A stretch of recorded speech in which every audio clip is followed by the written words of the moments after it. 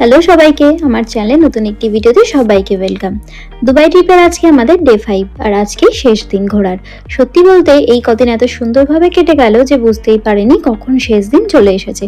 আর আজকের প্ল্যানটাও একদম স্পেশাল। সকালে থাকছে একটা লাক্সারি ইয়ার্ডে ব্রেকফাস্ট এক্সপিরিয়েন্স, আর তারপর আমরা যাব দুবাই সাফারি পার্ক, দুবাইয়ের বিগেস্ট ওয়াইল্ড লাইফ অ্যাট্রাকশন। মানে আজকের দিনটা হবে একদম ডিফারেন্ট। একদিকে থাকবে কাম লাক্সারি মর্নিং ভাইবস, আর অন্যদিকে নেচার আর ওয়াইল্ড লাইফের সাথে একটা ইউনিক এক্সপিরিয়েন্স। তো চলুন আমাদের দুবাই ট্রিপের শেষ দিনটা শুরু করা যাক।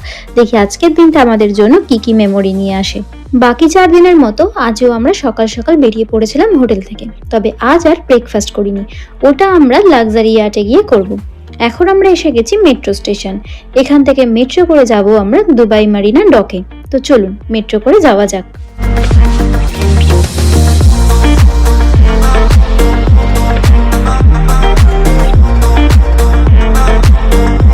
আজকের দিনটা শুরু করছি দুবাইয়ের একদম পারফেক্ট মর্নিং এক্সপিরিয়েন্স দিয়ে, দুবাই মারিনা বিচ আর আমাদের আজকের স্পেশাল প্ল্যান ইয়ার্ড ব্রেকফাস্ট।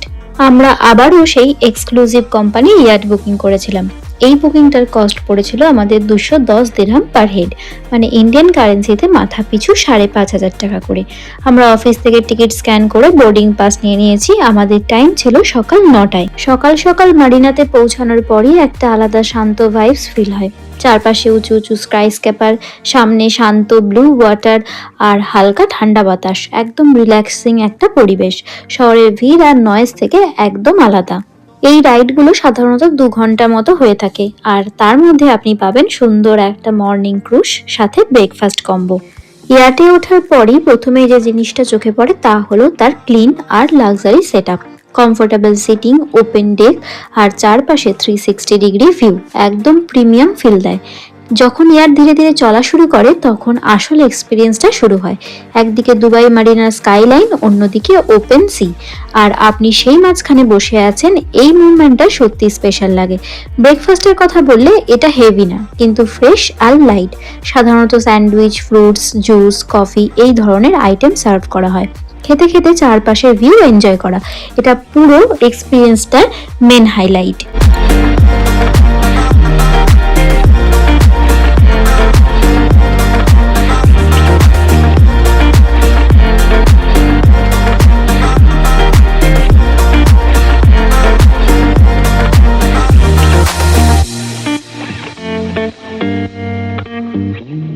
এই যে আমরা ব্রেকফাস্ট নিয়ে নিয়েছি, এখন আমরা ভিউ এনজয় করতে করতে ব্রেকফাস্ট সারবো। এখানে আরেকটা জিনিস খুব নোটিসেবল, এই রাইডটা খুব কাম, কোনো রাশ নেই, লাউড মিউজিক নেই, শুধু হালকা ব্রিজ, প্রাণীর শব্দ আর স্লো মুভমেন্ট, যেটা মাইন্ড একদম রিল্যাক্স করে দেয়।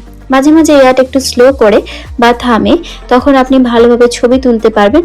অনেস্টলি বললে ফটো আর ভিডিও করার জন্য একদম পারফেক্ট স্পট।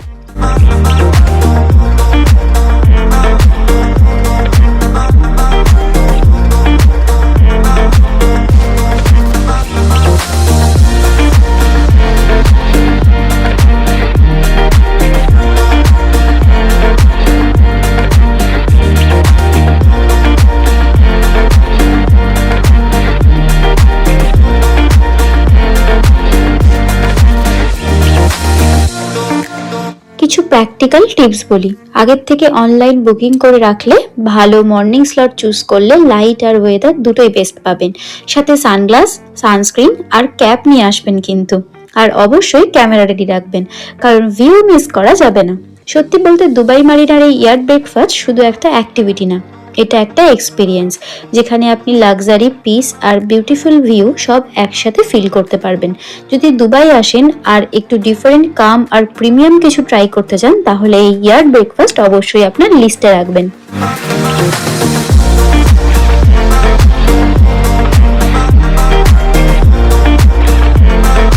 ইয়ার্ডে সুন্দর একটা পিসফুল মর্নিং কাটানো এখানেই শেষ। চোখের পলকে 2 ঘন্টার সময় পার হয়ে গেল, টেরই পেলাম না। এরপর আমরা যাব আজকের next destination Dubai safari park. আমরা মেট্রো স্টেশন থেকে বাস নিয়ে নিয়েছিলাম, বাসে করে যাব। সত্যি বলতে আমরা প্রথমে ভেবেছিলাম এটা হয়তো একটা সাধারণ জু হবে, কিন্তু ভেতরে ঢোকার পরে পুরো ধারণাটাই বদলে গেল। আগে দুবাইতে একটা ছোট জু ছিল যেটা অনেক পুরানো হয়ে গিয়েছিল। পরে অ্যানিমালসদের বেটার এনভায়রনমেন্ট আর ভিজিটারদের ভালো এক্সপিরিয়েন্স দেওয়ার জন্য সেটার জায়গায় এই বিশাল জুটা তৈরি করা হয়। 2017 সালে এটা প্রথম চালু হয় আর পরে আরো মডার্ন করে আপগ্রেডেড করা হয়েছে। এই জুয়ের টিকিট প্রাইস পড়েছিল 50 দিরহাম থেকে 150 দিরহাম, যা ইন্ডিয়ান কারেন্সিতে 1200 থেকে 4000 টাকার মধ্যে। আসলে এখানে অনেকগুলো জোনস আছে, সেই অ্যাকর্ডিং টু টিকিট প্রাইস। এই সাফারি পার্ক প্রায় 119 হেক্টর জায়গা জুড়ে, মানে এত বড় যে পুরোটা ঘুরতে গেলে ভালোই সময় লাগে। এখানে 3000-এরও বেশি অ্যানিম্যালস আছে আর তারা এসেছে পৃথিবীর বিভিন্ন দেশ থেকে, যেমন আফ্রিকা, এশিয়া, মিডল ইস্ট, সব জায়গার ওয়াইল্ড লাইফ একসাথে দেখতে পাবেন। সবচেয়ে ভালো যে জিনিসটা লাগলো, এটা ট্র্যাডিশনাল জু এর মতো না। এখানে অ্যানিম্যালসদের ছোট খাঁচায় না রেখে বড় বড় ওপেন স্পেসে রাখা হয়েছে, মানে এটা তারা অনেকটা ন্যাচারাল এনভায়রনমেন্টেই থাকে, যেটা দেখতে খুব রিয়ালিস্টিক লাগে। এখানে একটি ভালো বিষয় হলো এই পার্কটা পুরো ঘুরে দেখার জন্য এখানে গাড়ির ব্যবস্থা করা আছে। ডিসেবল লোকেদের জন্য বা বাচ্চা নিয়ে ঘোরার জন্য বেবি প্র্যাম, সব রকম কার আপনি রেন্ট নিয়ে ঘুরে দেখতে পারেন। কিছু গাড়ি আবার টিকিটস প্রাইজের সাথে ইনক্লুডিং থাকে। আবার এখানে টয় ট্রেনেরও ব্যবস্থা আছে। দেখুন গাড়িগুলো কি সুন্দর।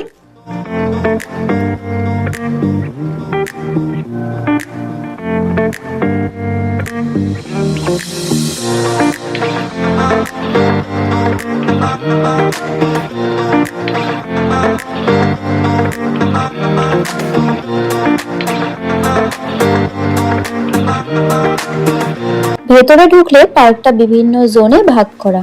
আফ্রিকান ভিলেজ, যেখানে lion, giraffe, zebra; Asian village, যেখানে tiger, elephant; Arabian desert, local animals; explore safari সবচেয়ে এক্সাইটিং পার্ট। আমরা প্রথমে ওয়াকিং এরিয়া ঘুরে দেখলাম। রাস্তা একদম ক্লিন, অনেক শেড এরিয়া আছে আর সবকিছু খুব ওয়েল মেইনটেনেন্ড। ফ্যামিলি নিয়ে ঘোরার জন্য একদম পারফেক্ট। এই পার্কে একটা জিনিস আমাদের সবচেয়ে বেশি অবাক করেছে, আর সেটা হলো পুরো পার্ক জুড়ে কুলিং সিস্টেম। হ্যাঁ, ঠিক শুনেছেন, দুবাইয়ের মতো গরম জায়গায় একটা জু, আর সেখানে ভিজিটার আর অ্যানিম্যালস দুজনের জন্যই টেম্পারেচার ম্যানেজ করার স্পেশাল ব্যবস্থা আছে। আপনি যখন হাঁটবেন তখন অনেক জায়গায় দেখবেন এরকম লাইট কুলিং সিস্টেম, মানে হালকা ঠান্ডা জল স্প্রে হচ্ছে, যা গরমটা অনেকটা কমিয়ে দেয়। এর সাথে শেডেড ওয়াকওয়ে আছে আর কুলিং জোনও আছে, যেখানে দাঁড়ালেই একটু রিলিফ পাওয়া যায়। শুধু ভিজিটার না, অ্যানিমালসদের জন্য আলাদা করে টেম্পারেচার কন্ট্রোল সিস্টেম করা হয়েছে।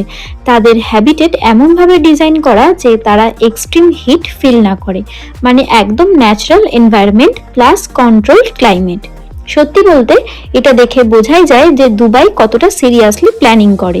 শুধু অ্যাট্রাকশন বাড়ানো না, ভিজিটার কমফোর্ট আর অ্যানিমাল ওয়েলফেয়ার দুটোই ইকুয়ালি গুরুত্ব দেওয়া হয়েছে। একটা সিম্পল কথা, গরম দেশের মাঝেও এমনভাবে একটা জু ম্যানেজ করা সত্যি নেক্সট লেভেলের প্ল্যানিং। চলুন হাওয়া খেতে খেতে পুরো জুটা ঘুরে দেখি আর আপনাদেরকেও দেখাই।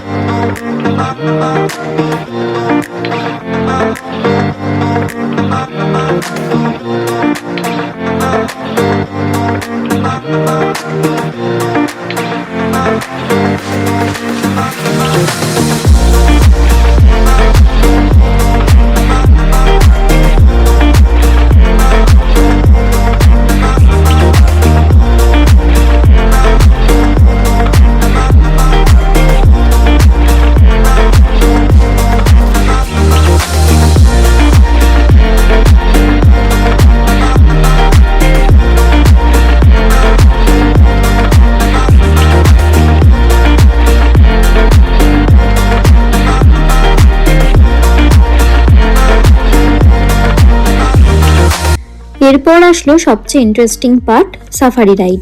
এখানে আপনাকে একটা স্পেশাল বাসে করে নিয়ে যাওয়া হবে আরব ডেজার্ট সাফারির একটা জোনে।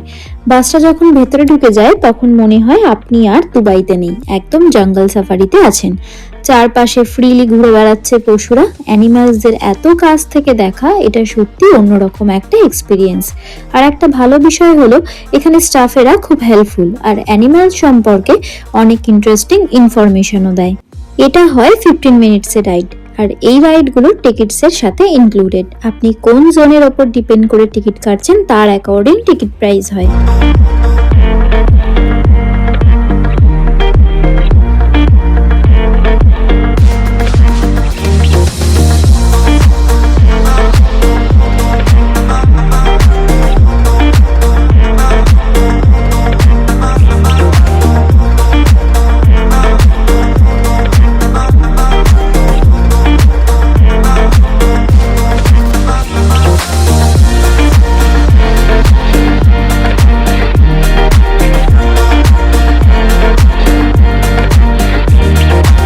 সত্যি বলতে দুবাই সাফারি পার্ক এমন একটা জায়গা যেখানে আপনি সিটি লাইফ থেকে বের হয়ে একটু নেচার ফিল করতে পারবেন। এখানে এসে বুঝবেন দুবাই শুধু স্কাই স্ক্যাপার না, আর লাক্সারিও না, এখানে ওয়াইল্ড লাইফ এক্সপিরিয়েন্সও ইকুয়ালি অ্যামেজিং।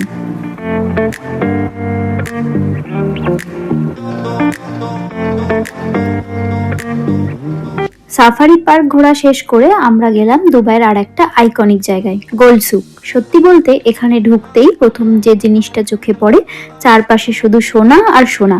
পুরো বাজারটা একদম ঝলমলে, যেন সব দোকান সোনায় মোড়ানো। এটা হলো দুবাইয়ের সবচেয়ে বিখ্যাত ট্র্যাডিশনাল বাজারগুলোর মধ্যে একটি, যেখানে শত শত দোকানে বিভিন্ন ধরনের গোল্ড জুয়েলারি পাওয়া যায়। এখানে আপনি পাবেন 22 ক্যারেট, 24 ক্যারেট সোনা, ভারী ব্রাইডাল সেট, মডার্ন ডিজাইনের জুয়েলারি, এমনকি বিশ্বের সবচেয়ে বড় গোল্ড রিংও এখানে ডিসপ্লে করা আছে। সবচেয়ে ইন্টারেস্টিং বিষয় হলো এখানে গোল্ডের দাম ইন্টারন্যাশনাল মার্কেট রেট অনুযায়ী চলে, তাই বার্গেনিং করে আপনি ভালো ডিল পেতেও পারেন। দুবাইয়ের গোল্ড সুক এমন একটা জায়গা যেখানে আপনি বুঝতে পারবেন দুবাই কেন সিটি অফ গোল্ড নামে পরিচিত।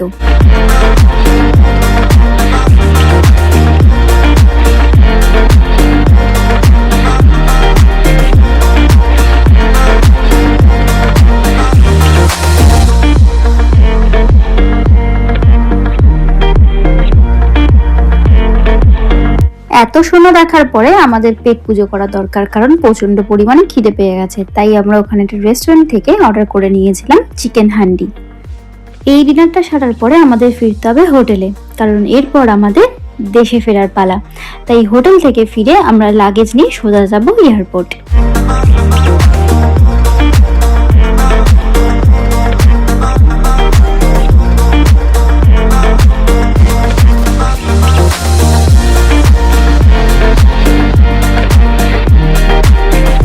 আমরা এখন দুবাই এয়ারপোর্টে চলে এসেছি। দেখতে দেখতে চোখের নিমেষে 5টা দিন এই শহরে কেটে গেল। অনেক অনেক নতুন অভিজ্ঞতা আর নতুন নতুন তথ্য জানা হলো। বেশ ভালোই কাটলো। এবার আমাদের নিজের দেশে ফেরার পালা। আমাদের বোর্ডিং পাস কমপ্লিট, এখন শুধু যাওয়ার অপেক্ষায়। আজকের ভিডিও তাহলে এখানেই শেষ করলাম। দেখা হবে নেক্সট ব্লগে।